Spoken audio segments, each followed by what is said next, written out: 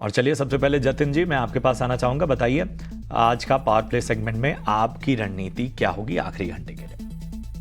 देखिए, हमें लगता है कि कहीं ना कहीं फार्मा स्टॉक्स में थोड़ा पॉजिटिव मोमेंटम मुझे दिख रहा है।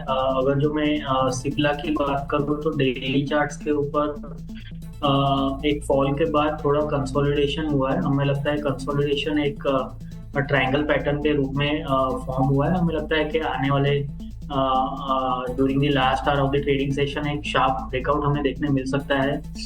तो सिप्ला लॉन्ग करने की सलाह रहेगी। स्टॉप लॉस रहेगा 1500 का और टारगेट रहेंगे 1545।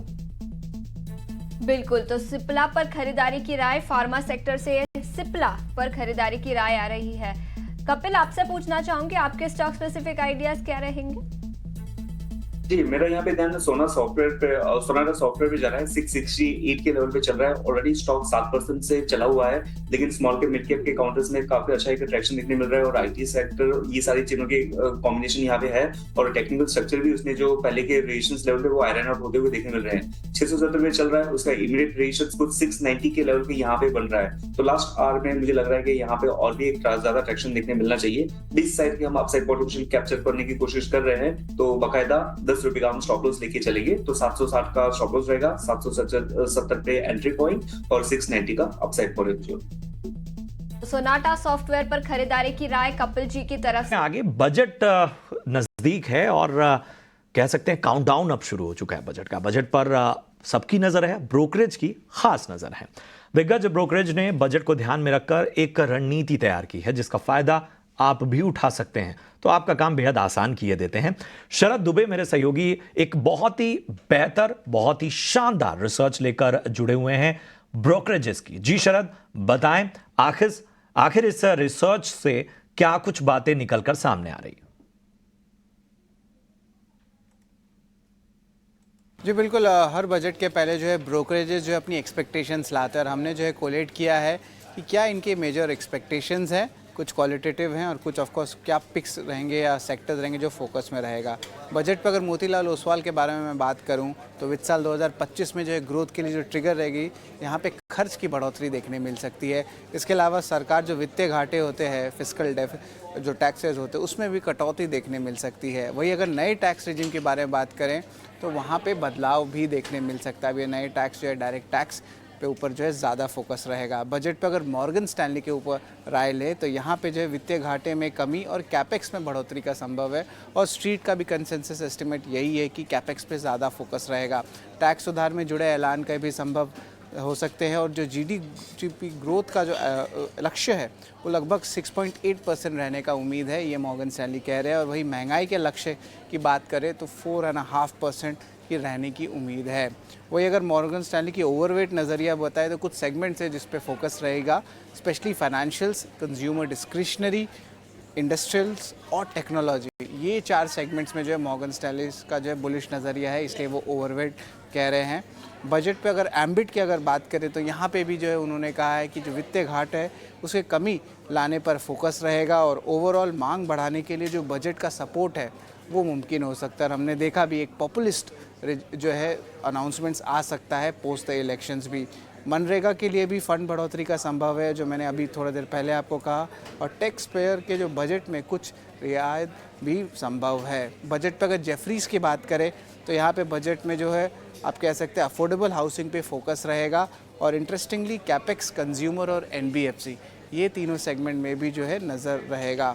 आईटी फार्मा शेयरों में तेज़ी के ग्रोथ के भी ट्रिगर लेकिन अभी करंटली कम लग रहे हैं। जेफरीज बजट के जो है कुछ पिक्स है, इनको जो है डायरेक्टर साहब स्क्रीन पे लाते हैं। यहाँ पे जैसे इंक्लूड करते हैं आपके Jubilant FoodWorks, Devyani International जो कंजम्पशन के नाम हुए, वही अगर हम देखें Zomato, Nykaa, Reliance, V Guard, Trent, ये सारे स्टॉक्स भी जो है फोकस में रहेंगे। इसके अलावा Havells, Maruti, home first finance, Lodha developers और एल&टी भी इस लिस्ट में शामिल हैं। अब आखिर में मैं बात करूंगा नोमुरा पे क्या जो है उनका रिएक्शन था बजट पे, जहां पे वो कह रहे हैं कि जो मार्केट की जो आप कह सकते हैं बारोइंग के जो बदलाव है उस पे बाजार पे फोकस रहेगा और मौजूदा नीतियों आगे से जारी रह सकती है, यानी कि कंटिन्यूटी ऑफ पॉलिसी। बाज़ार को ये भी बहुत इंपॉर्टेंट रहता है कि कंटिन्यूटी ऑफ पॉलिसी देखना मिले। उसके कारण भी हमने देखा जून के महीने में बाज़ार में अच्छी मूवमेंट आई और आखिर में कंजम्पशन, मैन्युफैक्चरिंग, इंफ्रा शेयर बेहतर परफॉर्म कर पाएंगे। तो ये ओवरऑल सारे ब्रोकिंग हाउसेस के जो है एक्सपेक्टेशंस है और क्या रिएक्शंस हो सकता है बजट से, वो हमने पूरा आपके लिए कंपाइल किया। बहुत बहुत शुक्रिया करेंगे शरद इस अहम रिसर्च के लिए। तो पूरी तस्वीर आपके सामने ब्रोकरेजेस की जो रिपोर्ट थी वो रखी गई और उम्मीद है कि ये तमाम जो रिसर्च है इसका मकसद हमारी यही होता है कि आपको और आसानी हो अपनी स्टॉक पिकिंग में, अपनी निवेश की रणनीति में। चलिए कुछ और स्टॉक्स पर फोकस करते हैं और ये बजट के लिहाज से ही मैं इन स्टॉक्स को खास अपने रडार पर लेकर आया हूँ। बात करते हैं खासतौर पे रेलवे स्टॉक की। वैसे तो RVNL और बाकी रेलवे स्टॉक की हम लगातार चर्चा करते हैं, लेकिन दो स्टॉक का बहुत स्पेसिफिकली जिस पे जतिन जी मैं राय जानना चाहूँगा, इनके अलावा किसी स्टॉक पे मैं राय नहीं चाहता। बहुत स्पेसिफिकली मैं कह रहा हूँ IRFC एक लंबे अरसे बाद यहां पर हम आज अभी थोड़ी देर पहले तक तो 7% से ऊपर था, फिलहाल हम 6.5% की तेजी देख रहे हैं। दूसरा इरकॉन इंटरनेशनल, यहां पर भी जबरदस्त तेजी का मोमेंटम बना हुआ है। तो बस इन्हीं दो स्टॉक्स पर रणनीति बताइए, IRFC और इरकॉन इंटरनेशनल। देखिए, IRFC की फर्स्ट मैं बात करूंगा। 3 दिनों का एक कंसोलिडेशन था। वो कंसोलिडेशन आज के ट्रेडिंग सेशन में ब्रेकआउट दिया है। जो रेंज ऑफ कंसोलिडेशन था वो 215 से लेके 195 तक था और हमें लगता है कि ऊपर में ये जो 20 रुपए का कंसोलिडेशन वो इजीली अराउंड 232 तक अपसाइड पोटेंशियल है इस स्टॉक में। कंसीडरिंग आज के ट्रेडिंग सेशन में एक अच्छा खासा ब्रेकआउट आया है, तो आने वाले दिनों में पॉजिटिव मोमेंटम कंटिन्यू रह सकता है। और सेकंड जो स्टॉक था वो इरकॉन था।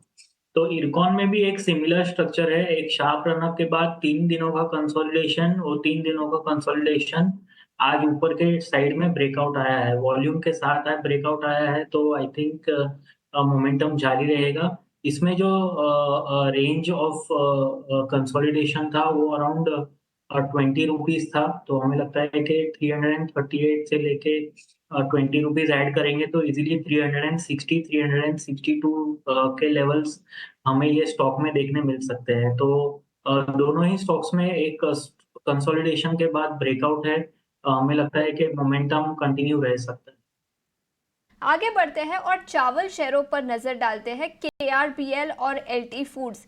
याद रखें कुछ दिनों पहले गवर्नमेंट से कुछ अच्छी न्यूज़ आई थी पूरे सेक्टर के लिए, जहां उन्होंने कहा कि राइस एक्सपोर्ट्स पर जो रिस्ट्रिक्शंस लगाए गए हैं वो रिलैक्स किए थे।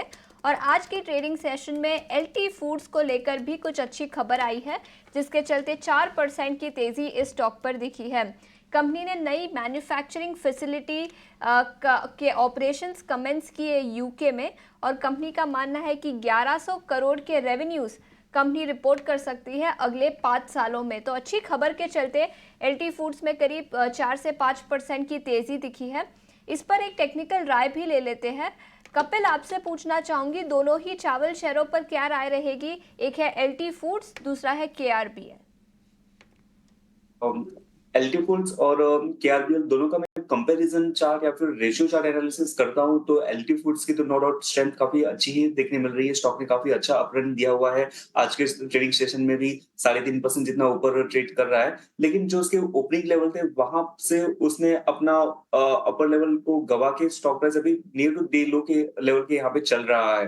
तो ओवरऑल एक दिन के प्राइसिंग मोमेंटम की वजह से कभी चार्ट का स्ट्रक्चर डैमेज नहीं होता है। बट हाँ, क्या आज के जो सॉलिंग प्रेशर मुझे देखने मिल रही है तो थोड़ा सा स्टॉक के साथ बार्गेन कर सकते हैं कि 290 पे चल रहा है और इसका नेक्स्ट वे सपोर्ट लेवल जो आता है वो 275 के लेवल के यहाँ पे है। तो वहां पे अगर ये स्टॉक हम देखते हैं तो एक अच्छा बाय बन जाएगा और रिस्क और रेशियो भी एक अच्छे सा यहाँ पे फिट होते हुए देखने मिलेगा।